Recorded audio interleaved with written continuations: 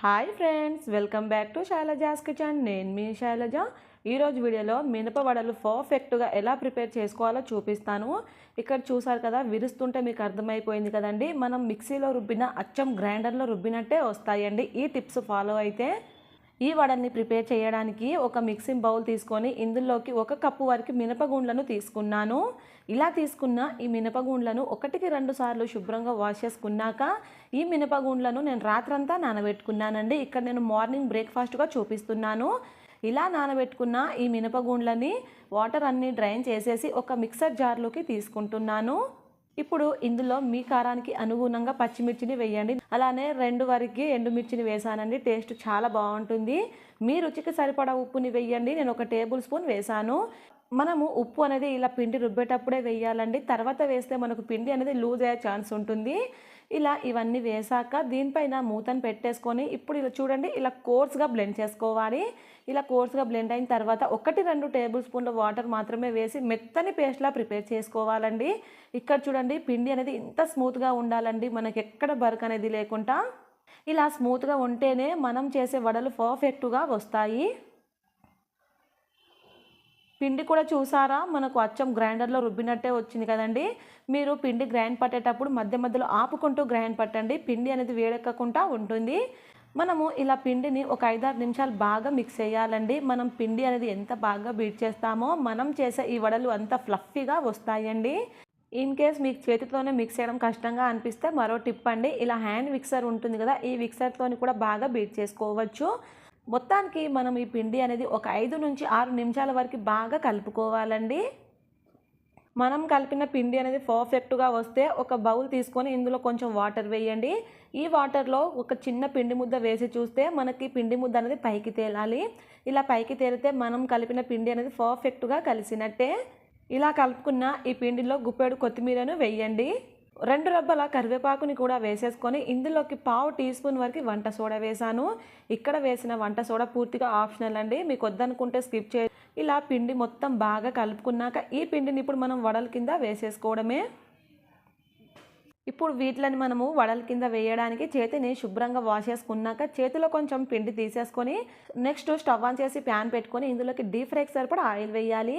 ఈ ఆయిల్ అనేది బాగా హీట్ అయ్యాక మంటని మీడియం ఫ్లేమ్లో పెట్టేసుకొని ఫస్ట్ ఇక్కడ నేను చేతితోనే వేసి చూపించాను కదా, ఇంకొక విధంగా చూపిస్తున్నానండి. మీరు ఫస్ట్ టైం ట్రై చేసే వాళ్ళైతే మనము టీ స్ట్రైనర్ ఉంటుంది కదండి, టీ స్ట్రైనర్ తీసేసుకొని దానికి కొంచెం వాటర్ అప్లై చేసేసుకొని ఇలా కొంచెం పిండి తీసేసుకొని దీనికి మనం ఇలా హోల్ చేసుకోవాలండి.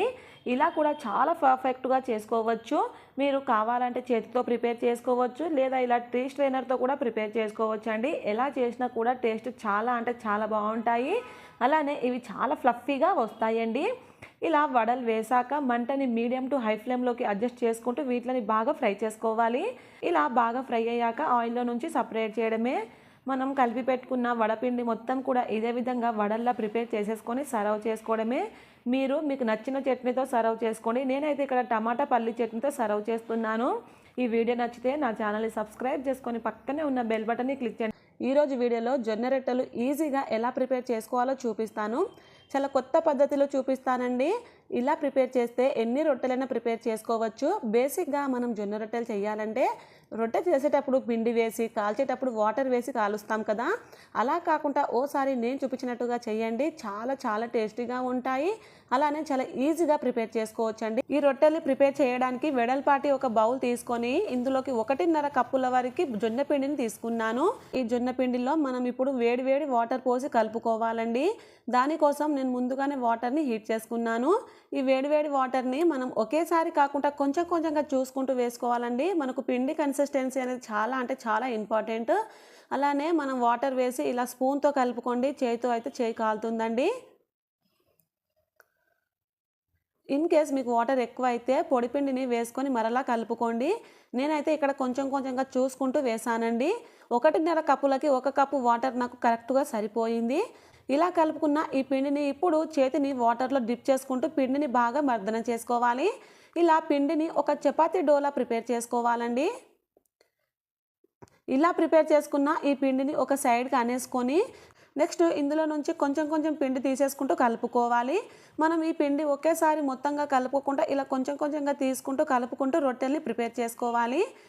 ఇలా తీసుకున్న ఈ చపాతీ ముద్దని ఇప్పుడు నేను ఇక్కడ వీడియో క్లిప్లో చూపించినట్టుగా కొంచెం చపాతీ ఇలా చేసుకుంటున్నాను చేతిలోనే. ఒక చపాతీ పీట తీసుకొని దీని మీద ఒక పాలిథీన్ కవర్ని పెట్టుకోవాలండి. ఇలా పాలిథీన్ కవర్ మీద మనం ముందుగా ప్రిపేర్ చేసుకున్నాం కదా ఈ రొట్టెని పెట్టేసుకొని నెక్స్ట్ నేను చూపించబోయే కొత్త ప్రాసెస్ ఏంటంటే ఇలా ఇంట్లో ఉన్న ఏదైనా ఒక డబ్బాని తీసుకోవాలండి. ఈ డబ్బాతోని మనం చాలా ఈజీగా ప్రిపేర్ చేసుకోవచ్చు. ఇన్ కేస్ మీ దగ్గర ఇలాంటి డబ్బా లేకపోతే చపాతీ రోలర్తో కూడా మీరు ప్రిపేర్ చేసుకోవచ్చు అండి ఈ రొట్టెల్ని. ఇప్పుడు ఈ డబ్బాకి కొంచెం ఆయిల్ అప్లై చేయాలండి. ఇలా ఆయిల్ అప్లై చేయడం వలన మనకు రొట్టె అనేది డబ్బాకి అంటుకోకుండా వస్తుంది. ఇక్కడ నేను ఒక చపాతీ మొత్తం ఎలా ప్రిపేర్ చేయాలో చేసి చూపిస్తాను. చాలా ఈజీగా స్ప్రెడ్ అవుతుందండి. అలానే చాలా పల్చగా వస్తుంది, చాలా మెత్తగా ఉంటాయండి. ప్రిపేర్ చేసుకోవడం కూడా చాలా సింపుల్ ప్రాసెస్ ఫ్రెండ్స్. మీరు ఈ ప్రాసెస్లో తప్పకుండా ట్రై చేయండి. టేస్ట్ కూడా చాలా చాలా బాగుంటుందండి. ఇలా చపాతీ మొత్తం బాగా ప్రిపేర్ చేసుకోవాలి. ఇన్ కేస్ మీకు డబ్బాకు ఈ పిండి అనేది అతుక్కున్నట్లయితే మరలా పిండికి కొంచెం ఆయిల్ అప్లై చేసేసుకొని ఇలా చపాతీలా రోల్ చేసుకోవచ్చు. ఇలా మొత్తం జొన్న రొట్టెని ఇదే విధంగా ప్రిపేర్ చేసుకోవాలి. ఇలా బాగా ప్రిపేర్ చేసుకున్నాక ఇప్పుడు చూపిస్తున్నాను చూడండి. ఇప్పుడు దీన్ని మనము కాల్చుకోవడమే. నెక్స్ట్ స్టవ్ ఆన్ చేసి ప్యాన్ పెట్టుకొని ఈ ప్యాన్ని హై ఫ్లేమ్లో బాగా హీట్ చేసుకోవాలి. ఈ జొన్న రొట్టెని పాలిథిన్ కవర్ మీద నుంచి తీసేసుకొని ఈ పెనం మీద వేసేసుకోవడమే. ఇలా పెనం మీద వేసాక మంట హై ఫ్లేమ్లోనే ఉండాలండి. మీడియం ఫ్లేమ్లో పెట్టేస్తే ఇది గట్టిగా వచ్చేస్తుంది. ఇలా హై ఫ్లేమ్లోనే 1-2 నిమిషాలకి పైన తడి అనేది ఆరి మనకు ఈజీగా ఊడొస్తుంది. ఇలా ఒక సైడు కాలాక మెల్లగా రెండొక వైపుకు టర్న్ చేసుకోవాలి. మీకు ఇలా చేతితో తిప్పుకోవడం కష్టంగా అనిపిస్తే ఇలా గరిటెతో కూడా తిప్పేసుకోవచ్చు అండి. నాకు అలవాటు కాబట్టి నేను చేతితోనే తిప్పేసుకున్నాను. ఈ జొన్న రొట్టెని అటు ఇటు తిప్పుకుంటూ మంచిగా కాల్చుకోవాలండి.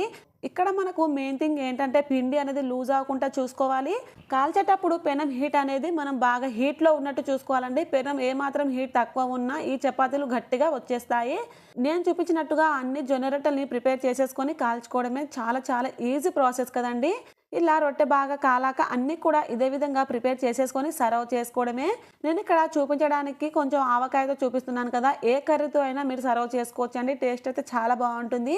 మరి మీరు కూడా తప్పకుండా ట్రై చేసి మీకు ఎలా కుదిరిందో కింద కామెంట్స్లో చెప్పండి. ప్లీజ్ అండి ఈ వీడియో నచ్చితే నా ఛానల్ని సబ్స్క్రైబ్ చేసుకొని పక్కనే ఉన్న బెల్ బటన్ని క్లిక్ చేయండి. ఈరోజు వీడియోలో పర్ఫెక్ట్గా స్ట్రీట్ స్టైల్ మైసూర్ బజ్జీ ఎలా ప్రిపేర్ చేసుకోవాలో చూపిస్తాను. నేను చూపించబోయే ప్రాసెస్లో చేస్తే మనం అచ్చం బయట స్ట్రీట్ స్టైల్లో తిన్నట్టే ఉంటుందండి. అలానే ప్రిపేర్ చేసుకోవడం కూడా చాలా సింపుల్ ప్రాసెస్లో చూపిస్తాను. మీరు తప్పకుండా ట్రై చేయండి. ముందొక మిక్సింగ్ బౌల్ తీసుకొని ఇందులోకి అరకప్పు వరకు పెరుగుని వేసుకోవాలి.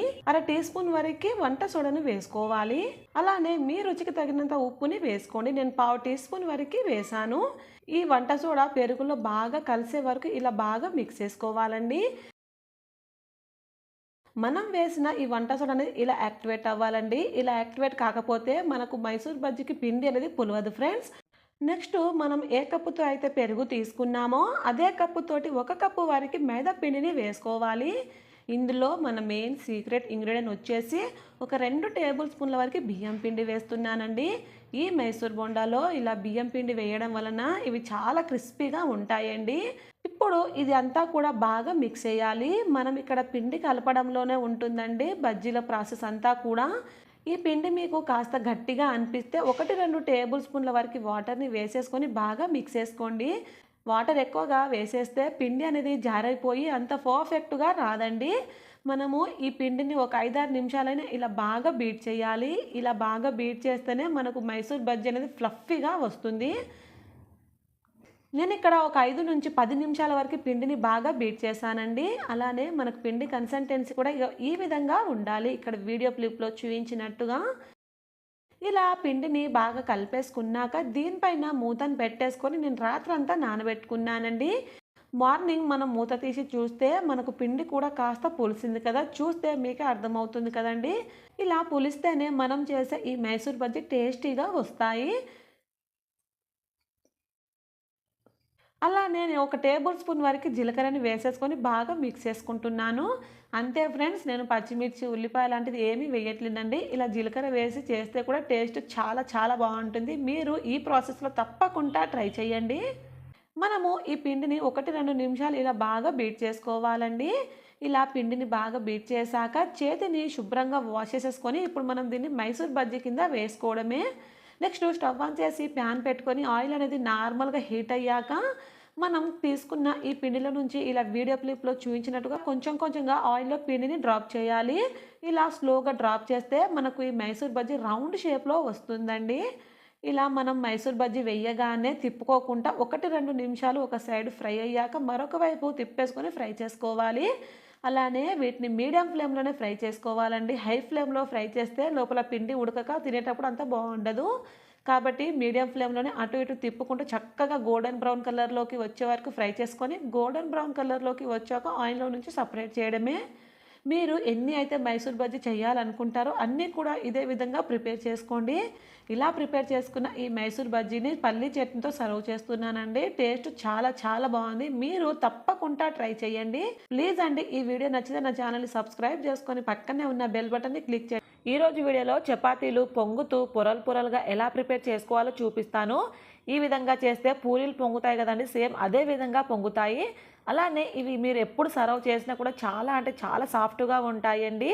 ఫస్ట్ ఒక వెడల్పాటి మిక్సింగ్ బౌల్ తీసుకొని ఇందులోకి 3 కప్పుల వరకు గోధుమ పిండి వేసుకున్నాను. అలానే మీ రుచికి సరిపడా ఉప్పుని వేసుకోండి. 1 టేబుల్ స్పూన్ వరకు ఆయిల్ వేసేసి ఈ పిండిని బాగా మిక్స్ చేయాలి. మనం పిండి కలిపేటప్పుడు పిండిని కొంచెం రబ్ చేసినట్టుగా కలుపుకోవాలండి. దీని వలన మనకు ఆయిల్ పిండికి చక్కగా పడుతుంది. పిండిని ఇలా 1-2 నిమిషాలు ఇలా బాగా మిక్స్ చేశాక మనకి ఇలా ఆయిల్ కరెక్ట్గా సరిపోతే పిండి అనేది ఇలా ఉండకడితే ఉండలా రావాలి. ఇలా ఉండలా రాకపోతే మరో 1 టేబుల్ స్పూన్ ఆయిల్ వేసి బాగా కలుపుకోండి. ఇప్పుడు ఇందులో కొంచెం కొంచెంగా వాటర్ వేసేసుకుంటూ పిండిని సాఫ్ట్ చపాతీ ముద్దలా కలుపుకోవాలండి. అలానే వాటర్ ఎక్కువగా వేసుకోవద్దండి, కొంచెం కొంచెంగా చూసుకుంటూ వేసుకోండి. మనకి ఇక్కడ పిండి కన్సిస్టెన్సీ అనేది చాలా ఇంపార్టెంట్ అండి. ఇక్కడ నేను పిండి మొత్తం కలిపాక చూపిస్తున్నాను చూడండి. మనకు పిండి అనేది ఈ కన్సిస్టెన్సీలో ఉండాలి. ఇలా పిండిని 1-2 నిమిషాలు బాగా నీట్ చేశాక ఇప్పుడు దీనిపై మూతను పెట్టేసుకొని ఒక 15 నిమిషాల వరకు పక్కన పెట్టేసుకుందాం.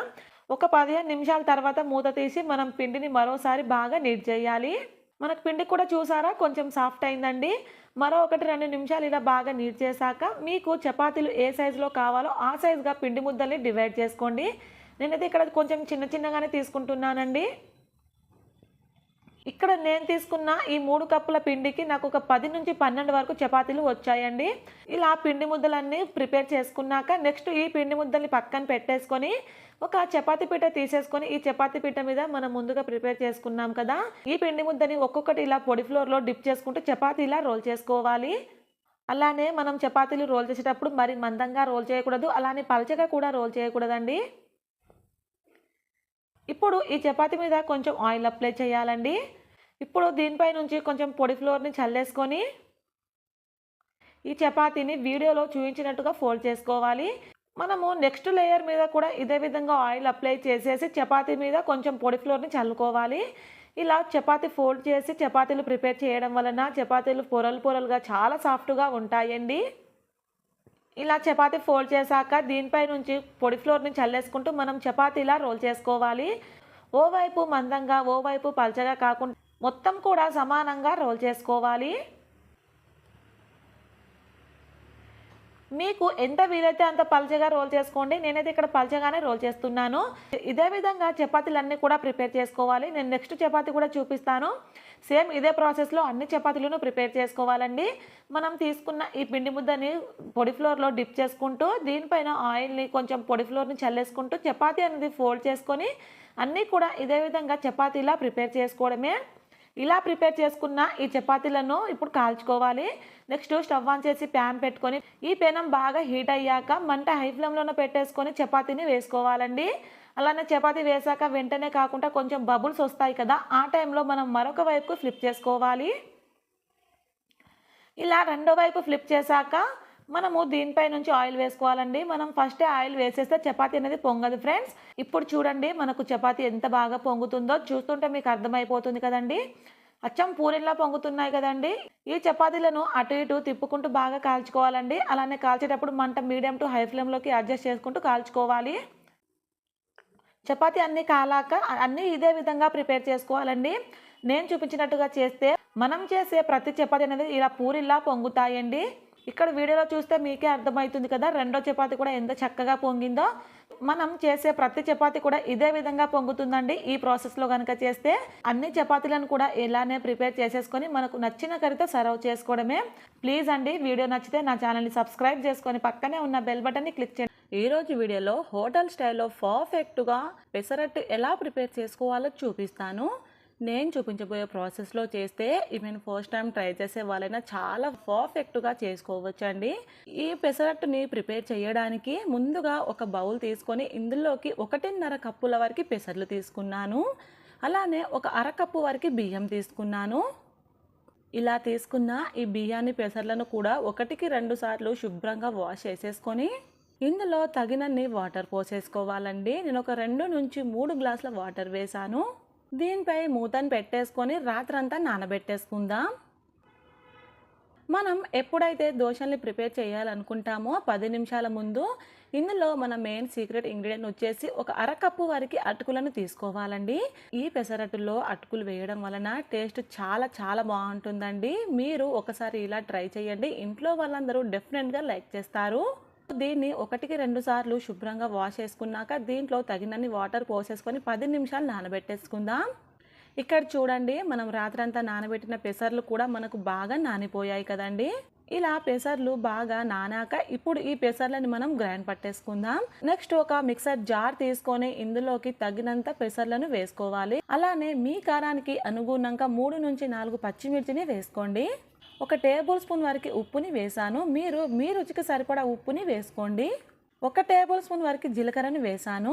ఇందులో తగినన్ని వాటర్ పోసేసుకొని పిండిని ఎంత వీలైతే అంత మెత్తగా గ్రైండ్ పట్టేసుకోవాలండి. మెత్తగా గ్రైండ్ పట్టుకున్న పిండిని ఒక బౌల్లోనికి ట్రాన్స్ఫర్ చేసేసుకుందాం. నెక్స్ట్ వాయిలో ఫ్రెండ్స్, మనం ముందుగానే నానబెట్టుకున్నాం కదా, ఈ అటుకులను వేసి మరోసారి గ్రైండ్ పట్టుకోవాలి. ఈ పిండి మొత్తం కూడా ఒక వెడల్పాటి బౌల్లోనికి ట్రాన్స్ఫర్ చేసేసుకోవాలి. ఇదే మిక్సర్ జార్లో ఒక అరకప్పు వరకు వాటర్ వేసి దీంట్లోనే పోసేసుకోండి. ఇలా ఈ దోశ బ్యాటర్ అంతా కూడా బాగా మిక్స్ చేసుకోవాలి. ఇక్కడ మీరు బ్యాటర్ కన్సిస్టెన్సీ చూసారా, ఇలా ఈ విధంగా ఉండాలండి. ఇలా ఉంటే మనకు దోశలు అనేది చాలా క్రిస్పీగా వస్తాయి. ఇలా దోశ పిండి రెడీ అయిపోయాక దీనిపై మూతను పెట్టేసుకొని 10 నిమిషాల వరకు పక్కన పెట్టేసుకుందాం. 10 నిమిషాల తర్వాత ఇప్పుడు మనం దోశల్ని ప్రిపేర్ చేయడానికి నెక్స్ట్ స్టవ్ ఆన్ చేసి ప్యాన్ పెట్టుకొని ఈ ప్యాన్ని మీడియంగా హీట్ చేయాలండి. ఒక గరిటెడు పిండి తీసేసుకొని ఇలా స్లోగా దోశలాగా స్ప్రెడ్ చేసుకోవాలి.